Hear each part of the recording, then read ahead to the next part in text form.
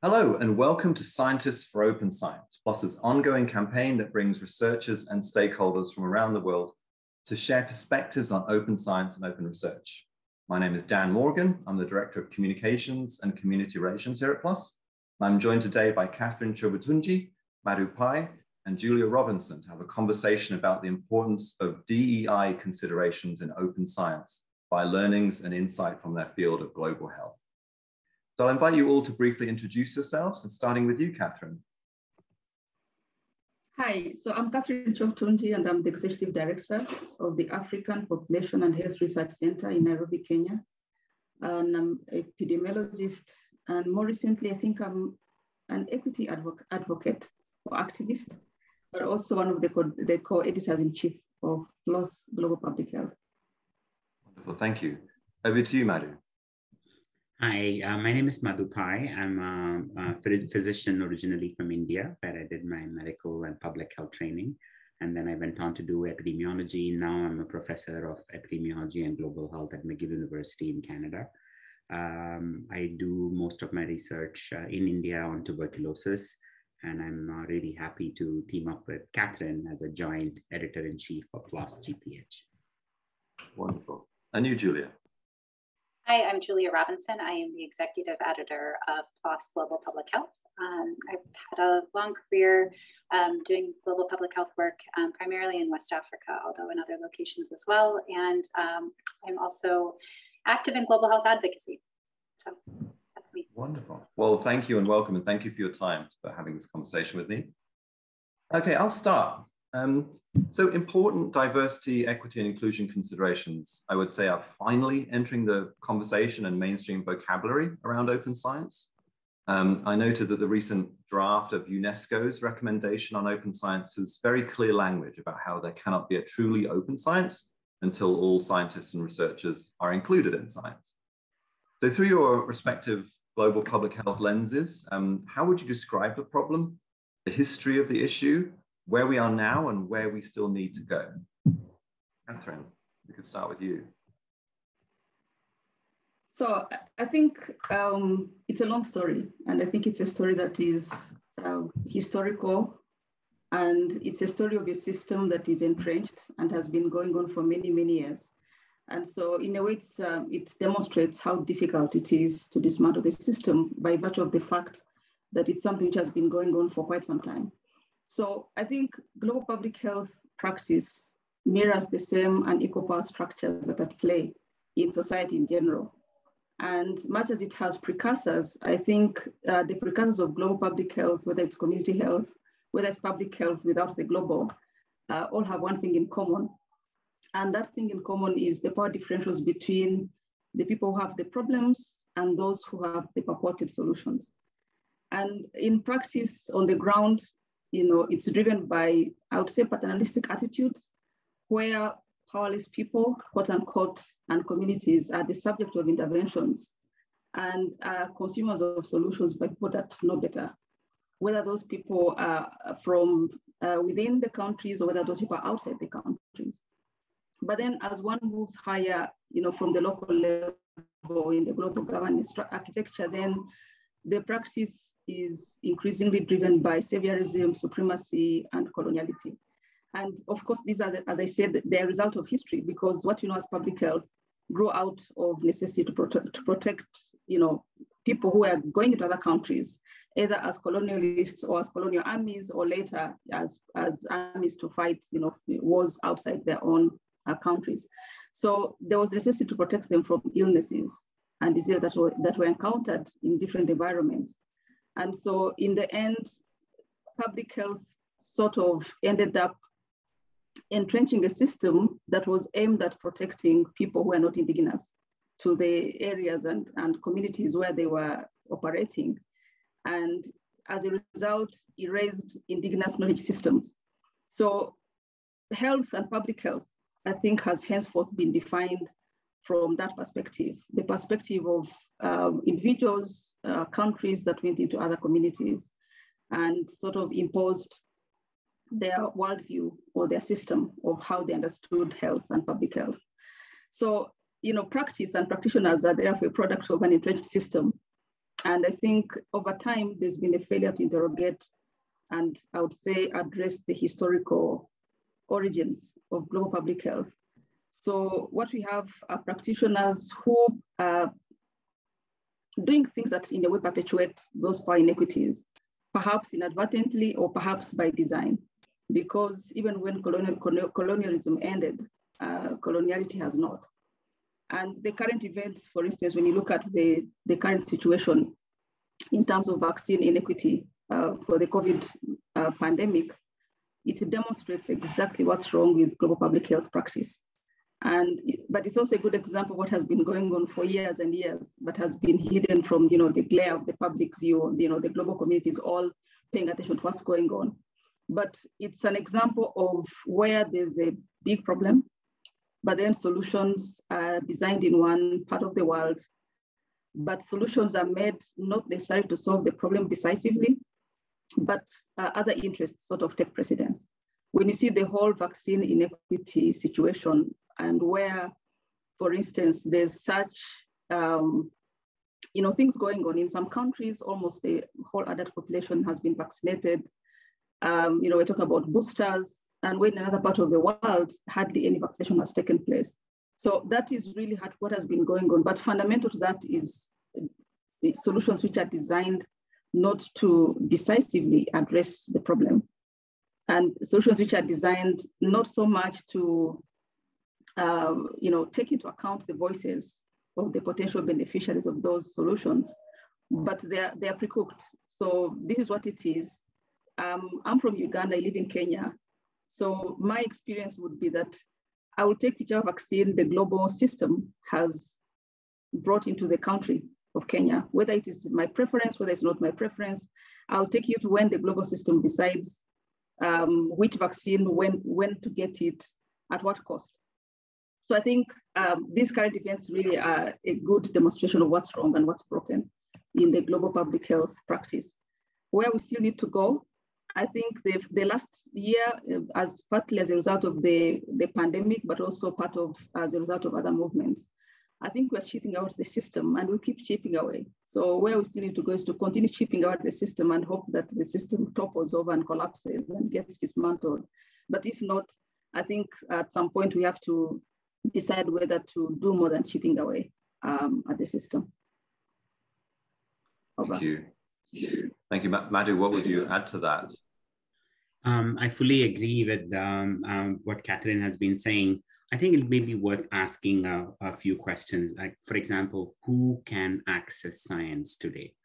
And when I was, a young medical student in India or a resident in India, I remember clearly how difficult it was to get the latest paper in Lancet or Science or Nature.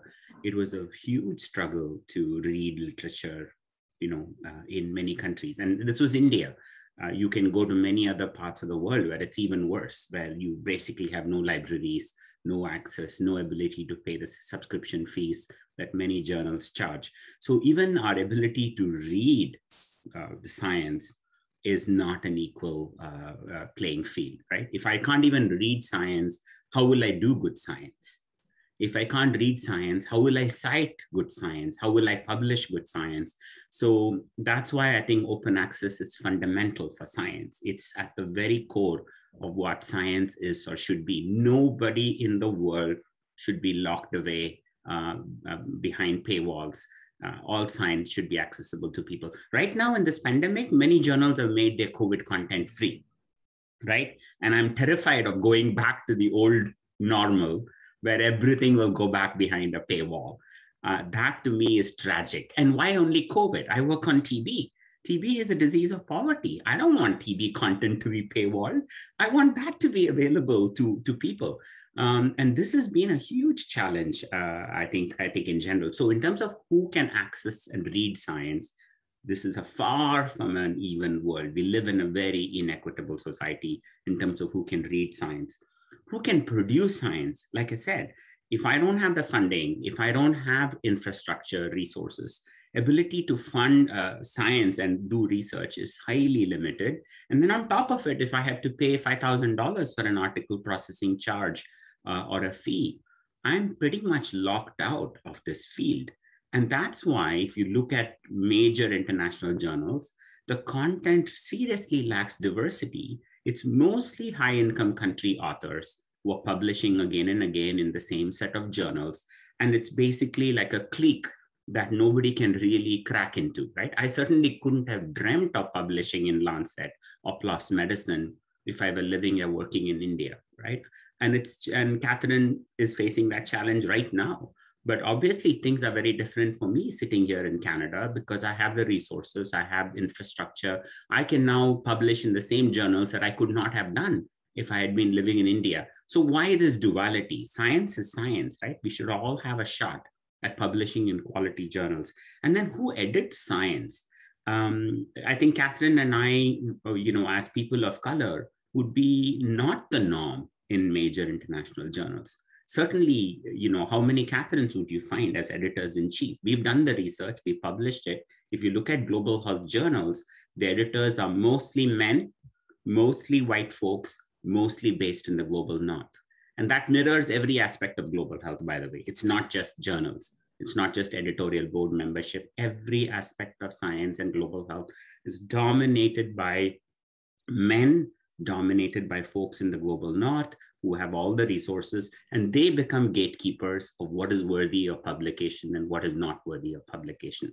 And that becomes a huge problem, I think, in terms of it skews the science towards what the global north sees as being important, right? For example, if COVID mostly affected the global south next year, I think all journals won't publish COVID stuff anymore. They don't see it as their problem. Right now, every journal is publishing it because it's impacting Americans, it's impacting Canadians, it's impacting Europeans, but it may not be the case a few years from now if the pandemic becomes concentrated in the global south. And lastly, who benefits from science is a very important question. And there is no better case study than COVID vaccinations to illustrate it, exactly what Catherine said. 3.5 billion people are waiting for their first dose of a COVID vaccine. With the Delta variant ripping through communities, 15 million people are estimated to have died already in this pandemic. So we can produce the best mRNA vaccine in the world, and we can talk about how beautiful science delivered results within 1 year and whatnot. But if it is not reaching people, of what value is that science, right? How has it really helped us? These are hard questions that we should be asking. Thank you so much. Julia. Yeah, I think that the two answers that have already been given pretty much sum up, I think, the importance of open science. I think one thing I was thinking about, particularly as Madhu was speaking, is thinking about science also as a public good. Most of the research that's been done, especially around COVID, but most of the global health research done, period, is funded by governments, and governments are funded by people.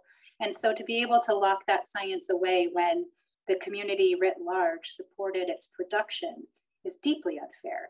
I think also one of the things that, in this new space with PLOS Global Public Health, we've really tried to both articulate the barriers of access to science, both its production and being able to read the results, and really trying intentionally to chip away at each of those barriers until we can hopefully make it non-existent anymore. So I think that those are the two maybe elements that I just wanted to add to this, this discussion about open science and its importance in this field. Here we're mentioning like PLOS Global Public Health already, and Madhu, definitely taking your words that the responsibility that a lot of publishers need to take about how, by designing kind of publications and scholarly communication systems, you actually have an effect on the type of research and how it is done globally. And it's a responsibility, I think, that a lot of publishers don't actually assume on themselves, where they do have it. But, with PLOS Global Health, obviously you guys are going about this completely differently. I would love to hear more about kind of what you're going for, what you're already achieving, and kind of some of the feedback you're already getting. Catherine, it'd be great to go back to you. Maybe one thing I think I'll say before talking about the successes is that the system can't correct itself. And there has to be an element of intentionality, by all players in global public health to, right whatever it is that is out of balance. And so our experience actually demonstrates that we launched this journal on social media, and the response was overwhelming, nothing like I've ever dreamt of or expected. And just in a way demonstrating the need for this kind of journal where people finally feel like, oh my God, my voice can be heard. I can publish in a reputable journal. I can publish in a good journal. I can publish something that I think is important. But then it was upfront that we are going to be concerned about diversity, equity, and inclusion. So the response was overwhelming. I think that's one way of describing it. But then there was an invitation for people to submit and become members of the editorial board, and using the online submission system. And the first submissions were completely skewed as what you'd expect, because who gets to know that, who is on Twitter, who is tweeting, and who gets to know that this journal has been launched, who got an email notification in their inboxes. I got people from different parts of the world saying, hey, I saw this, congratulations. And most of them are not from Africa. They're not people that are in my part of the world. So who gets to know that a journal has been launched? Who gets to know they can apply as an editor? Who thinks they actually qualify and would be entertained as editors? So the initial submission was dominated, by the same demographics that Madhu talked about. People mostly from the global south, mostly men, mostly white. So it's the same thing. Like, if there's no intentionality about trying to right the inequity that exists, then you'll end up with, sort of perpetuating the same system. So what we did was to do something different and complement the online submission system. And I think, as you've heard at the beginning, we have such a diverse, group of section editors.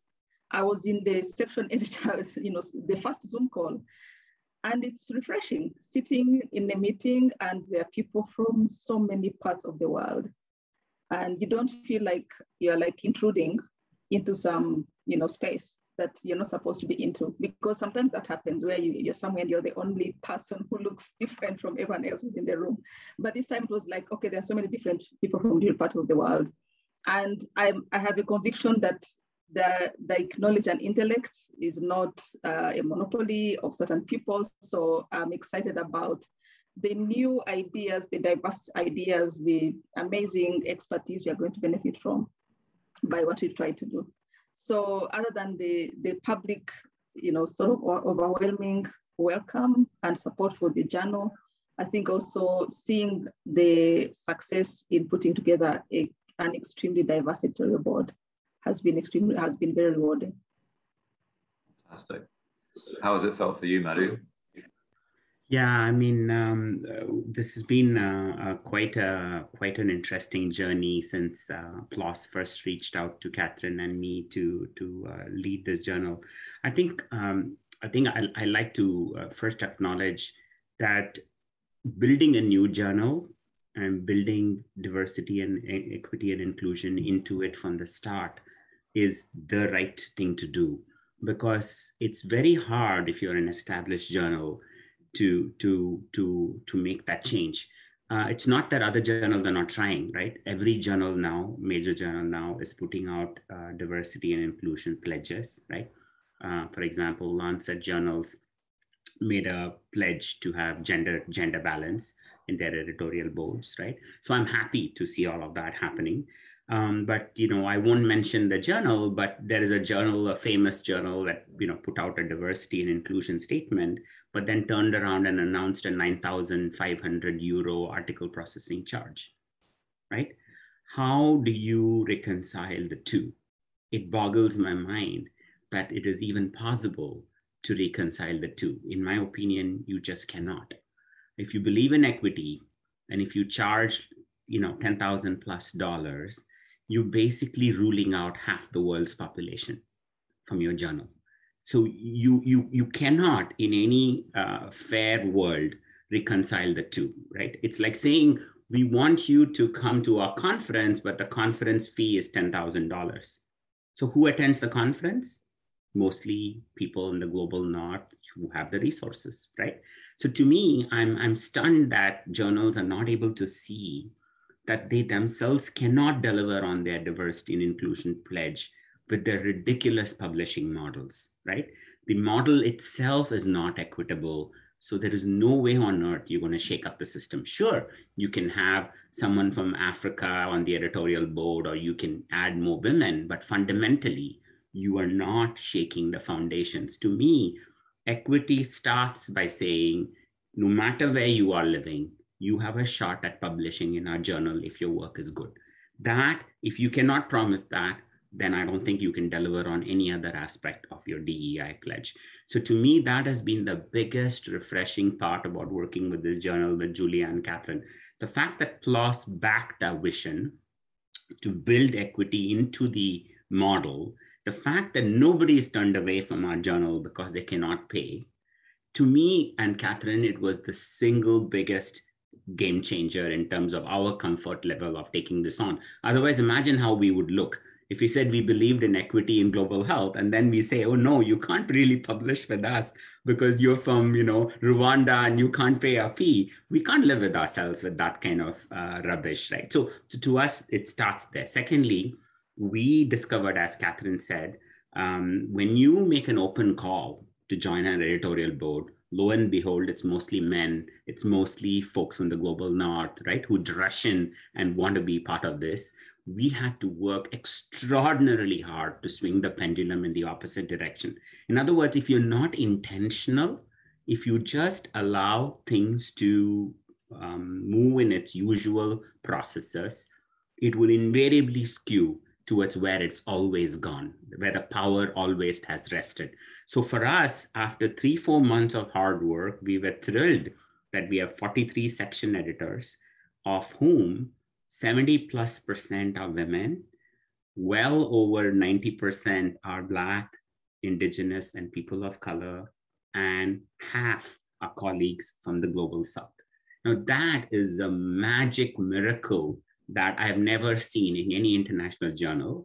And I will again tell you that this was intentional and deliberate. It is not an accident. It is never an accident. In fact, it would never happen otherwise. We had to consciously swing it in the opposite direction of where everybody else is to be able to bring some sensible parity in our field of global health, because we already knew how unequal or inequitable it is normally. We've done the research, we know the numbers, so we had to swing it in the opposite direction. We have section editors from 23 countries. We have academic editors from 53 countries. And we've received 600+ submissions in the first 3 months from 60+ countries. This, to me, is how you demonstrate that you really do believe in equity, diversity, and inclusion. Anything else is just talk, in my opinion. And just putting a few people of color on the editorial board, to me, is not living up to what it truly means. And in short, talk is cheap. Right now, I genuinely believe that most international journals are at the talk stage.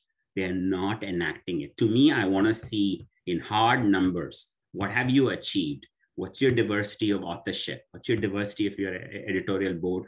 And how much money do people have to pay to get into your journal? If you tell me it's $5,000, $10,000, I will tell you straight off the bat that you don't understand the first thing about equity, because you just don't. I know what it means, having lived and based in India. Catherine knows that $5,000 is probably 1 year's salary for one of her researchers in her institute. It is incompatible with the equity. So I cannot live with any journal that claims to put out pledge and then has this ridiculous numbers that they can't justify. Anything you want to add to that, Julia?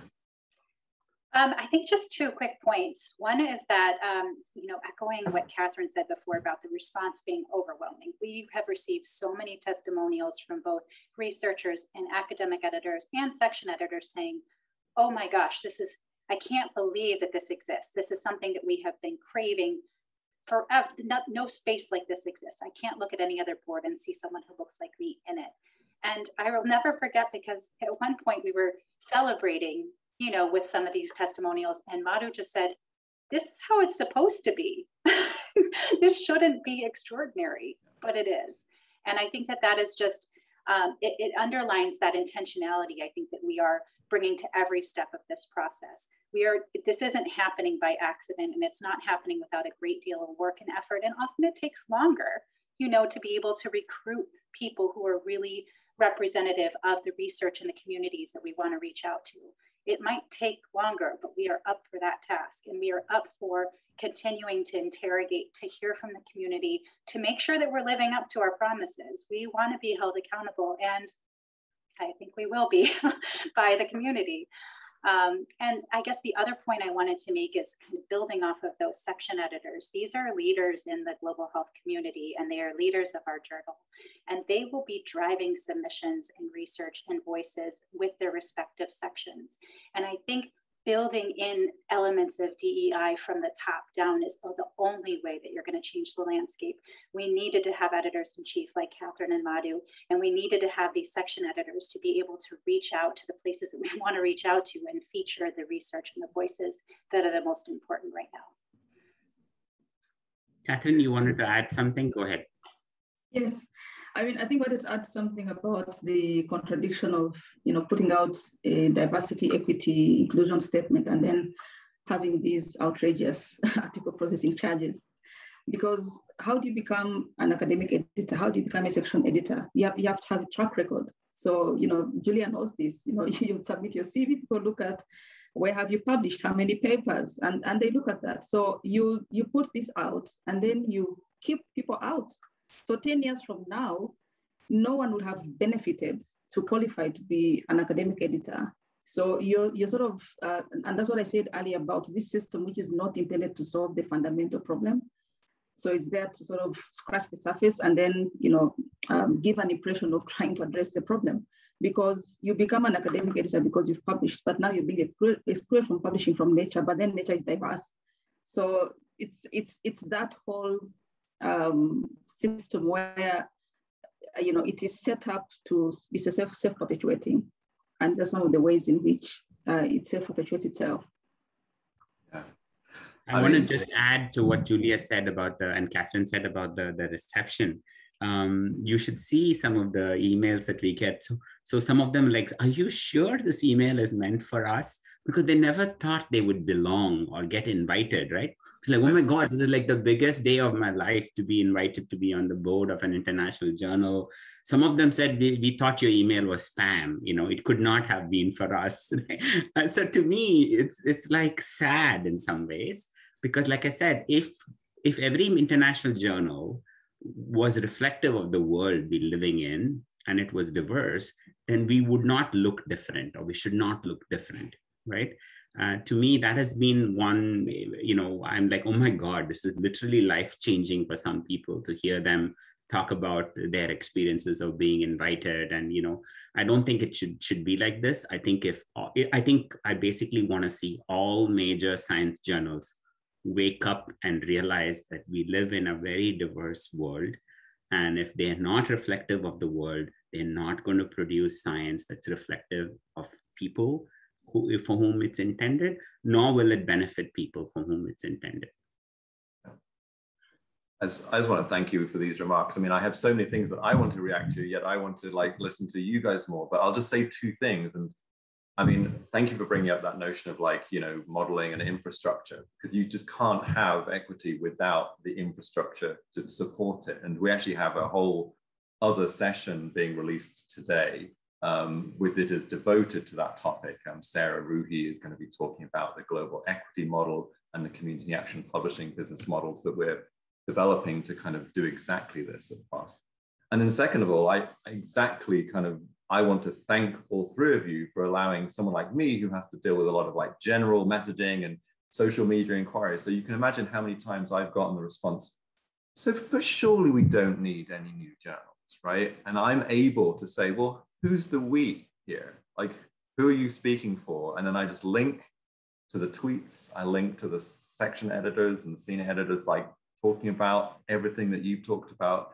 And I can really kind of showcase that, well, you're so used to kind of commenting on what it is that scholarly communications does or doesn't need, that here's an example for you where you actually aren't necessarily the community that is only gets to comment on what we do in this space. So I'll also share another interesting anecdote. Months ago, when we were even thinking about this journal, I had put out a Twitter thread saying, if you wanted to see a dream global health journal, what would it look like, right?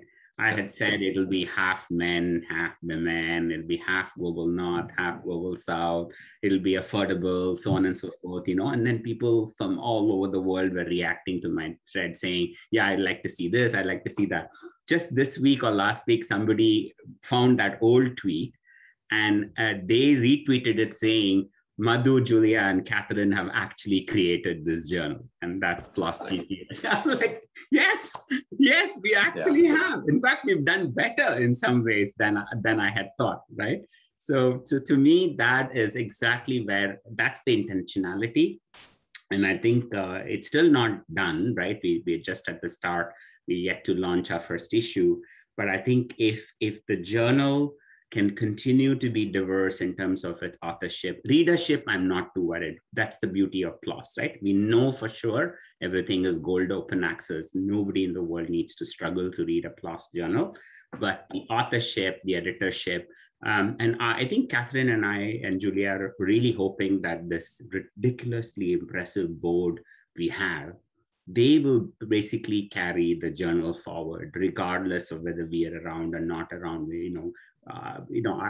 Certainly I don't see myself continuously doing this for a while, but we have such an impressive bench strength, right? That's what you want to see, that they'll step up. In fact, some of our section editors are ridiculously good and they're so excited and they want to do way more than we thought they would, right? I'm on many editorial boards and I've not received a single email from them in like 3 years, nor have I been asked to be on a Zoom call, nor have I been asked or consulted on the journal vision or its future or its direction. I have really not been consulted. My name is on the masthead, but that's about it, right? The journal has made no efforts to tap into me or use me, which is the opposite of what we are seeing. We are seeing so much excitement and engagement. Several of our editors have already blogged for us and want to write pieces for us. To me, that is where the future lies. So regardless of what happens, I'm confident that the diversity of the people we have around us, we basically fill the room with some ridiculously talented people from around the world. Now, the fate of the journal then, I think, rests with them rather than me or Catherine or Julia, because there's only so much 2 or 3 people can do. Absolutely. I mean, so again, returning to my thanks to you. Thank you for making this the easiest journal so far in my career to promote and talk about, both in messaging and on social media, etc. Because it is just phenomenally easy for me to do my job when I have. But I do also want to make one more very, very important point. And the point is, imagine if the editors-in-chief and the executive editor, that we were 3 white men based in the US or UK or wherever.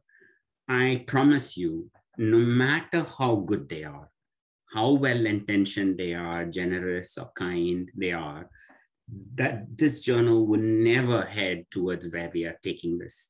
And to me, that's why if the leadership is not diverse, I don't care how wonderful your intent is, your ability to deliver on diversity and inclusion is limited, because as they talk about, it kind of blinds you, right? They see the world as a reflection of themselves, and they can't even understand that there is a whole world out there where it's a totally different demographic, women, people of color, people who are oppressed. They will never, ever understand what those people are living and going through. So they won't understand why 9,500 euros is beyond stupid, right? Because they can write a check for 9,500 tomorrow morning and not blink.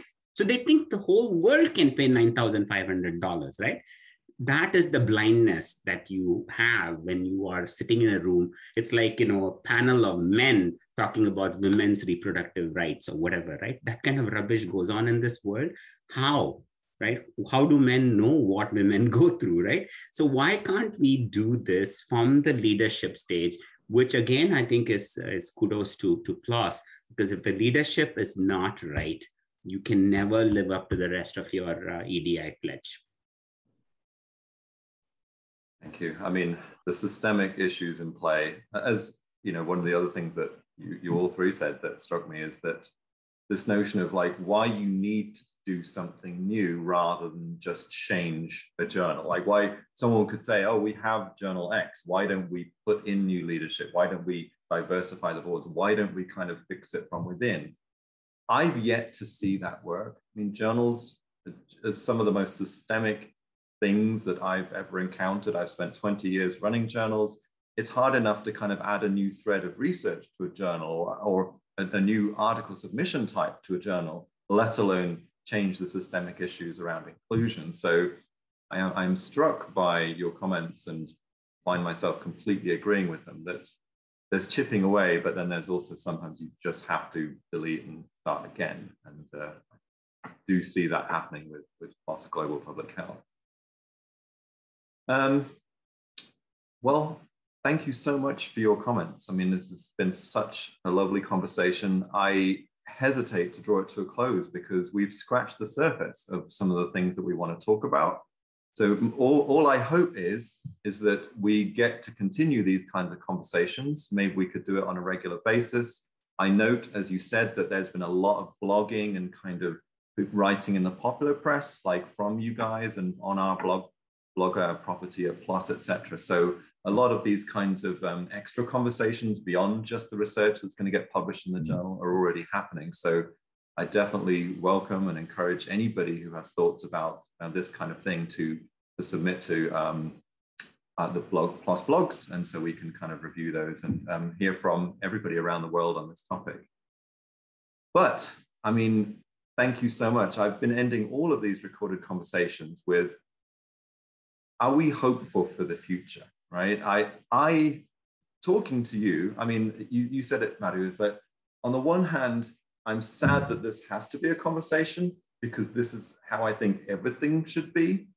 But on the other hand, I wasn't having this conversation last year, and now we are.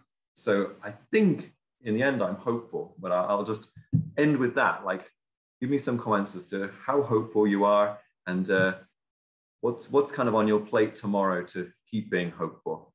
Catherine. I don't think we have an option other than to be hopeful, because if we're not hopeful, the world is such a terrible place. We'll just go home and sleep and never get out of bed. So I think it's hope that keeps us, personally, I think it's hope that keeps me going, because at some point you realize there's a difficult world out there, and perhaps I had not seen myself as playing a role in trying to solve some problems in this difficult world. And then maybe you find some people are waiting for you to solve the problems, or maybe no one is waiting for you, but you're also waiting for others. So there's something that says we are the ones we've been waiting for. And so I've been waiting for myself, and here I am. And so hope keeps us going. And I don't know, maybe 20 years from now, we look back and say, yes, something we did actually managed to dismantle the system, or maybe we didn't succeed, but we achieved something. So I'm hopeful about maybe the limited aims of what we can achieve, showing an example and a model of how diversity, equity, and inclusion can be incorporated into the whole, sort of soul and spirit of a journal from that perspective. But of course, this is not the only thing we do. And I think the global health, the global knowledge system is part of a bigger system, and it contributes to the bigger system. So if we're able to achieve something with a journal, then I'm hopeful that some other aspects of global health practice, which go beyond the knowledge production, will also change. Thank you. Yeah. Madhu. So I think in the world of global health, we have become a case study now already. I think everybody is looking at us very closely. And it does put pressure on Julia, Catherine, and I to deliver, because talk is cheap, right? Acting is very difficult. Where I'm hopeful is what I had said before. We have brought in successfully ridiculously talented, thoughtful people from around the world. To me, they will be the ones who will decide how this case study is going to move forward, right? So I feel in some ways liberated now. I don't feel like the world's weight is on 3 shoulders. It's on many people's shoulders. And whether we sink or swim, it will be a collective effort. So to that extent, I'm very happy. Where I'm also very hopeful is young people. young people in global health, as Catherine and Julia will tell you, are constantly trolling us on social media, wanting a role, right? How can we contribute? You know, some of them want to be editors, for Christ's sake, and they haven't even finished grad school yet. So we cannot tell them that it takes time to become an editor, but you can contribute, right? You can review, you can write blog posts for us. In fact, we're about to publish our first piece authored by several students. So we want to give them a space so that they see this diverse, inclusive journal as their future home, right? To future home as editors, as leaders in the space of global health. To me, I think the world desperately needs more young people to show up, because I'm worried that adults are failing us. Whether it's climate change or whether it's COVID vaccine inequity, adults have displayed, unbridled selfishness and greed. I think young people are seeing the world with so much clarity. I think giving them an opportunity to take the reins as we go forward would be a great way to be more optimistic, I think. Thank you. Julia? Yeah, I mean, I think, like Catherine said, there's only one choice, and that's to be hopeful. And I think that we get a lot of energy from this community who, like we mentioned, had this overwhelming response and continue to. I think that that's one of the things that's been really personally fulfilling, I suppose, is being able to see the sustained support for this journal. It's one thing when you make an announcement and you have, you know, a really lofty vision and an ambitious vision. And then I think people have been seeing us living up to what we said we were going to do. And once we start publishing papers, they're going to see that again. And it is a great responsibility that we have. I feel it in every day that we're working to build this journal, but it's also a great honor. I think that we take it very, very seriously what we're trying to do, and recognize it's a much bigger project than just PLOS Global Public Health. But I think at the same time, we're able to have a good deal of fun doing it. So, I mean, being able to connect with these communities, to be able to see kind of the impact and the inspiration that we're able to either share or provide or build this model with this great vision. So I am hopeful. I think that we're going to do some pretty great things in the near future, and I'm really excited to see where we get to. Again, thank you so much, all three of you, for joining me in this conversation. For everybody watching, listening, and hopefully taking notes, thank you again for watching. Anything that we've referred to that we can link to, we'll have in the comments of this video below. So don't hesitate to check out all of those resources and blog posts that we'll put in there. But this is the end. Thank you very, very much indeed.